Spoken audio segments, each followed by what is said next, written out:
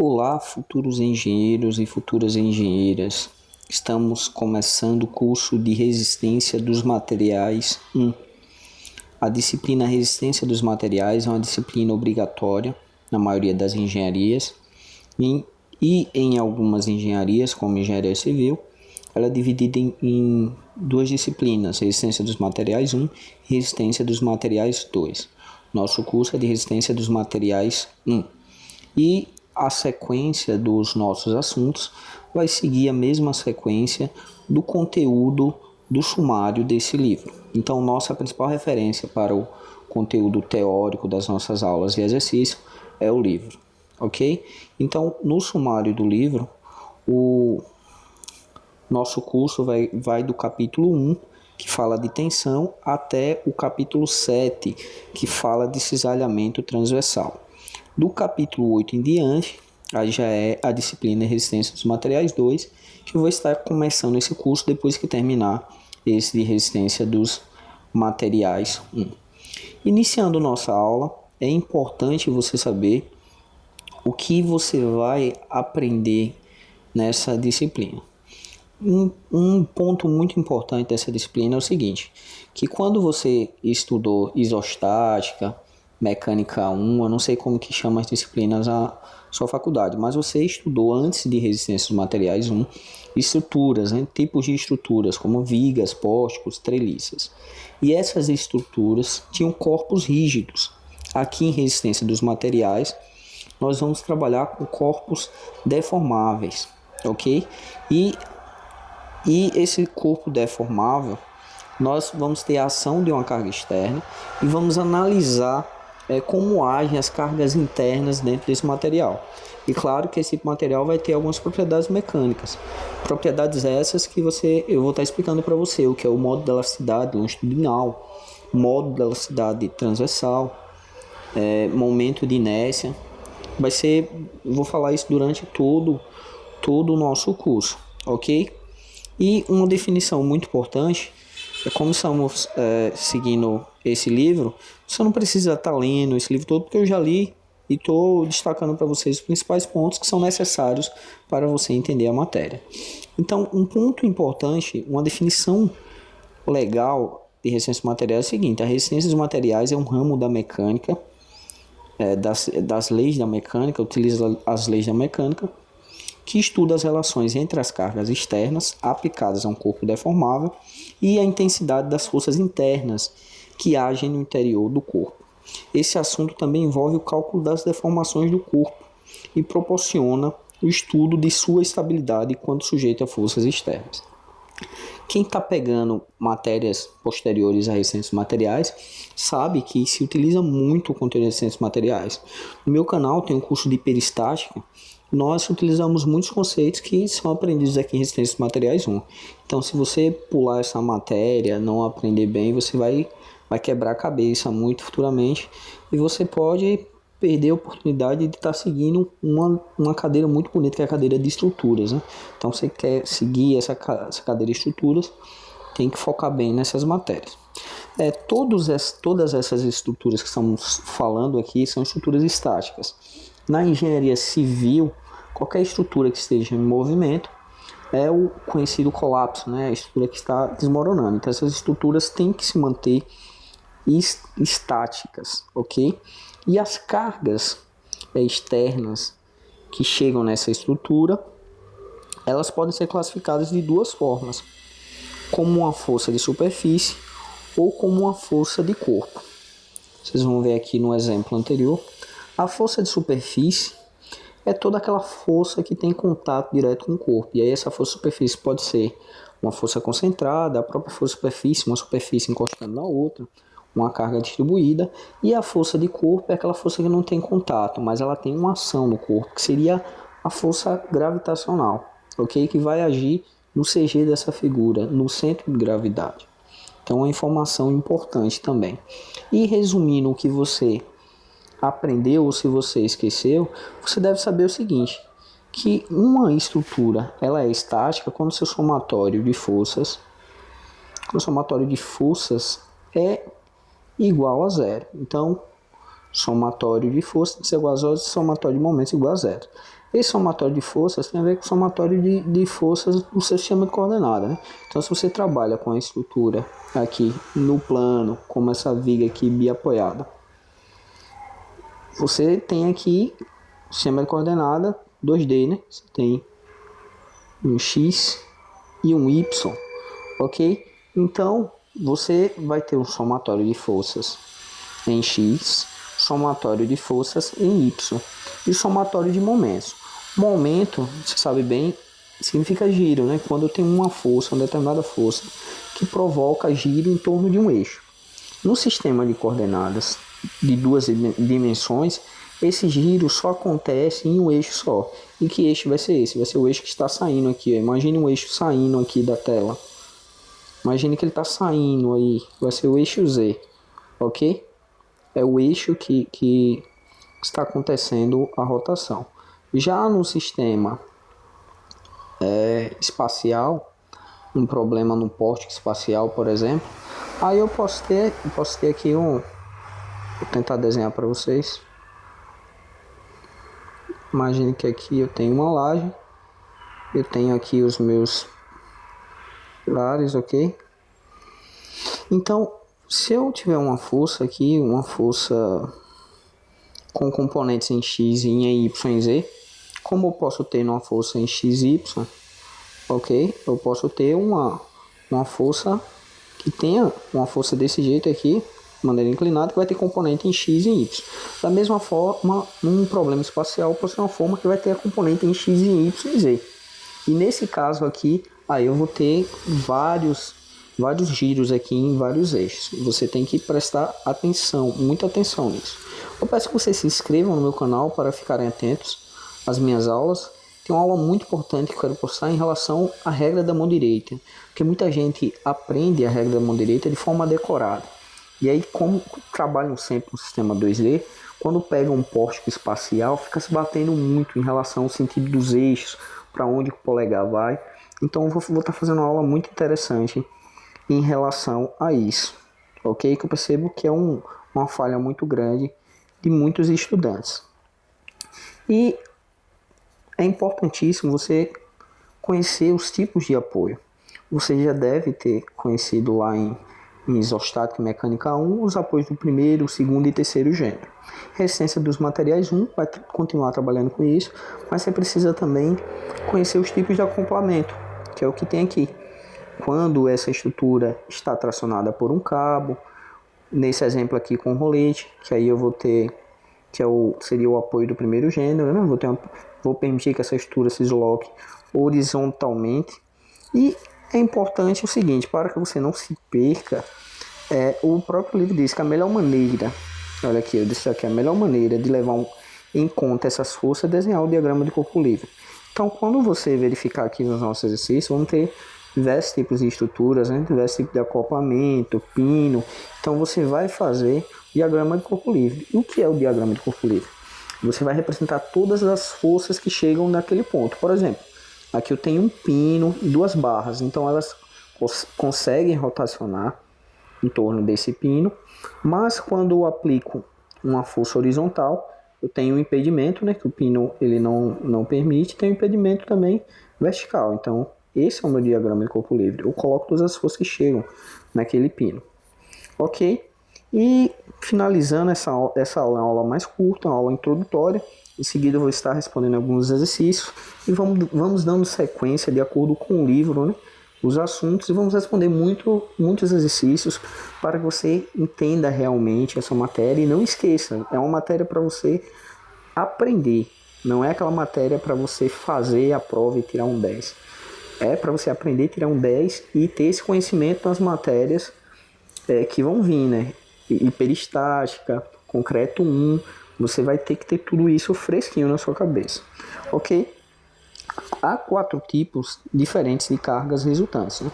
Então, quando eu tenho uma carga aplicada à minha estrutura, eu vou ter 4 tipos de resultantes que podem ser definidos como força normal, e aqui em seguida eu tenho momento de torção ou torque e momento fletor, ok? E eu tenho a força cortante, né? que acontece também, que seria a força de cisalhamento, ok? Que é um corte que acontece na seção da viga. Então, veja nesse exemplo aqui, eu tenho 4 tipos de cargas, e aí eu vou fazer um somatório das minhas componentes e vou ter a minha resultante. A partir dessa minha resultante, aí eu observo o que acontece, né? A partir dessa resultante, quais os tipos de esforços que eu vou ter. Aí eu posso ter cisalhamento, momento fletor, momento torçor, esforço normal. Eu vou mostrar para vocês aqui uma animaçãozinha que eu fiz para que você entenda cada um desses. Quem já entende, parabéns, mas quem não entende, é o meu objetivo justamente ajudar quem não entende bem essa matéria. Então imagine que você tem uma carga P, ok? Aplicada nessa minha viga em balanço. E o que vai acontecer? No caso do cortante, qualquer esforço que você aplique nessa viga aqui, o cortante ele é constante durante toda a viga. Então essa carga P aqui é a mesma carga P aqui em toda a barra, ok? E em algum momento vai acontecer o rompimento, né, dessa seção, isso se acontecer um colapso. Então a força de cisalhamento, o cisalhamento é isso, é um corte na seção, entendeu? Provocado por um binário. O binário é esse, o binário da minha carga externa, da minha ação, e da minha reação vertical aqui, eu chamei de ponto A. Então essa ação e reação é como você imagina que você tem uma tesoura cortando papel. Então você tem, olha, uma ponta da tesoura descendo e outra subindo. Isso é o binário. E aí acontece o corte na seção. E essa é a minha força de cisalhamento.